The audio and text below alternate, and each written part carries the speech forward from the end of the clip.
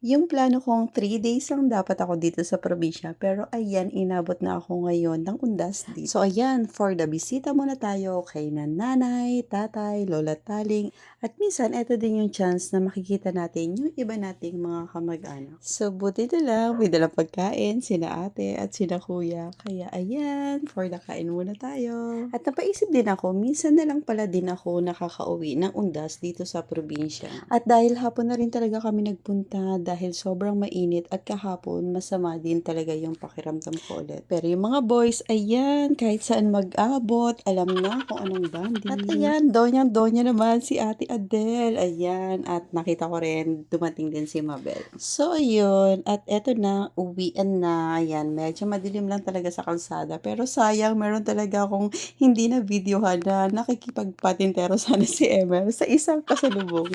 Tapos umikot-ikot kami kasi naghahanap kami ng pagkain at kakain sana sa labas kaso medyo nagsasara ng iba or medyo matagal pa ang serving time nila. So ang ending, bumili na lang kami at umuwi na para sa bahay na lang kakain. So ayan, at eto na ang nangyari sa amin ngayong uwi araw. Nga, yun, nagsindi lang din ng kandila sa mga paligid-ligid. So yun lang.